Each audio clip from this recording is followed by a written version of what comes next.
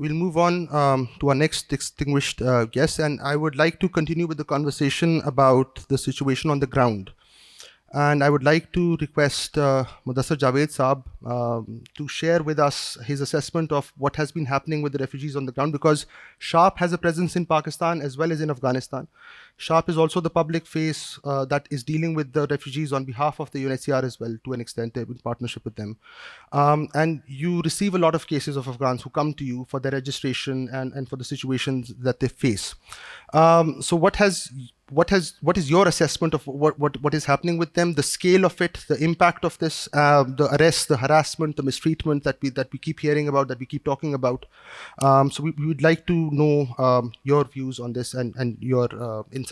Thank you. It's a great honor to be here, and I'm very thankful for all the organizers of Asma Jahangir conference to bring us here together to share our insights on a very important topic, Afghan refugees. Of course, SHARP is a partner of UNHCR from last 26 years. We have been the first contact point for anybody who enters legally or illegally to Pakistan and wants to seek asylum.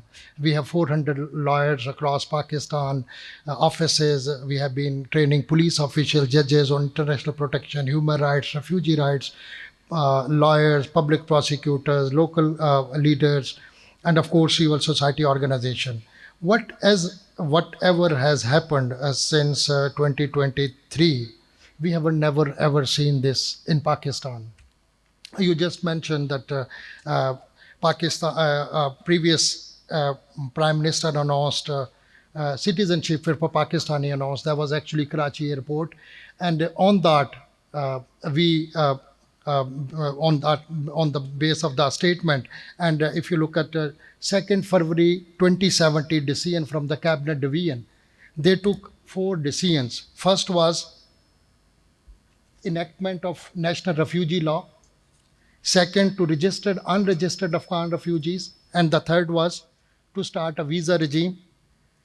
And enactment of national refugee law, of course, I said earlier. So these were the 4, and visa regime. So with the support of Saffron and of course UNHCR, government established 41 centers across Pakistan and registered many Afghans and issued ACC card. So there was, after pure card, they were the most protected population of Afghan refugees here in Pakistan with the legal documentation. And others were asylum seeker certificates holders from UNHCR, and they were protected under mandate of UNHCR and the government of Pakistan. But all of a sudden, everything was rejected in one single SRO issued by Ministry, declared every individual in Pakistan was undocumented or illegal. Then, of course, we have a very uncertain situation in Pakistan. There were security challenges, economic challenges, and of course, political challenges as well. Under this, what was happening, we have seen that unprecedented this arrest or detention of, including women and children. We have been, in first phase, we were able to access the holding centers, speak to the lawyer, the people, authorities there, and we were able to release women and children on a humanitarian basis, or maybe the documentation and letters they had from different embassies. But in second phase, we had a very limited access, and in third phase, after PR card announcement, we don't have any access. Any UN or EU offices or anybody who is in Pakistan, we are unable to. And before that, we have also been to cabinet. We presented suggestions to the subcommittee, and we have been to parliament. We submitted 6 suggestions that how we should take up this matter, because it's very sensitive. There are hundreds of females, especially in last wave of Afghan refugees. We always call, there are 4 waves of Afghan refugees who came into Pakistan. The last wave had so many children and women. There were judges, there were public prosecutors, women activists, civil society professionals. They were most sensitive group we have ever received in Pakistan. So there was all of a sudden, there was a planning to register them, give them asylum and each and everything. All of a sudden, there was a government decision that we are not giving them any documentation or asylum, and we're starting deporting them. and the profile they had and the issues they had in Afghanistan. Of course, we have office in Kabul. We know each and every day there is reports of arrest or detention. There are torture reports, especially women and activists. So whatever we had done over the last 46 years went just on the drain. And Pakistan, we have always been advocating that these people, Afghans have 64% of young people. They are very talented.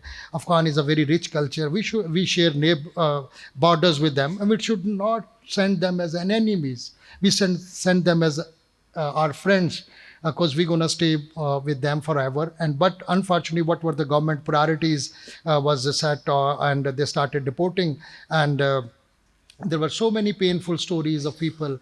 People had businesses over the year. In just 1 minute, blink of eye, they were told to leave the country, and they were not able to wind up the businesses and all these things. Of course, we are looking at the humanitarian angle. We have to look the other perspective as well.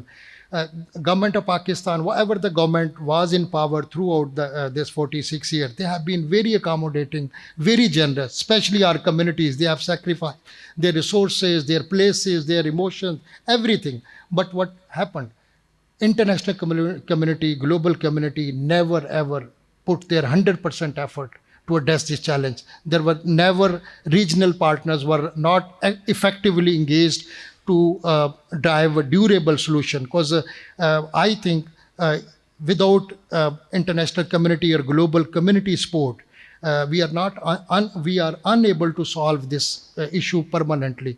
Because there are if we have sent 2 million Afghans from Pakistan, Iran has also sent 3 million Afghans. So there are nearly 5 million, and there is over 20 million displaced people in Afghanistan. There are highest number of people who are marginalized there. They are unable to find any decent work in Afghanistan. So if you look at the statistic globally, there are 117 million people are forcefully displaced across the globe, and there are including 42.5 million refugees. Of course, 66.8 million IDPs across the globe, and 8.4 million asylum seekers.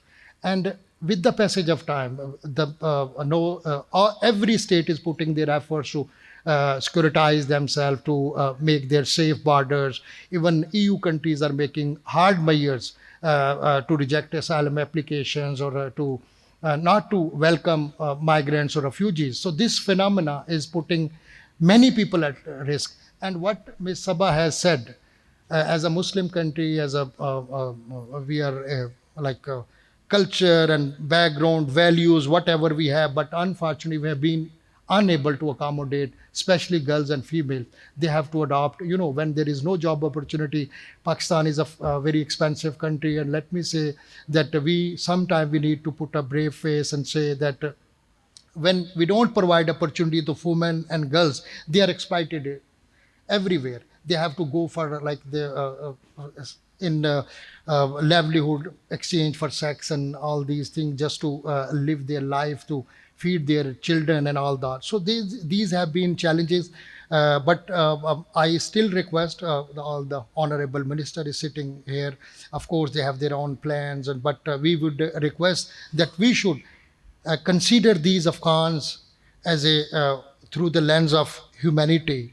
Humanitarian lenses, not security lens, or because these people are vulnerable here in Pakistan. When they go back, they are more vulnerable there as well. We have 64% young people. They can be compromised in the hands of militant, these terrorists, and it can always be difficult in future. They might come back to Pakistan, and but we don't want to discuss or say these things. We want to live peacefully with our neighbors, with the communities, and we want dignity and respect and peace for each and everybody. Thank you.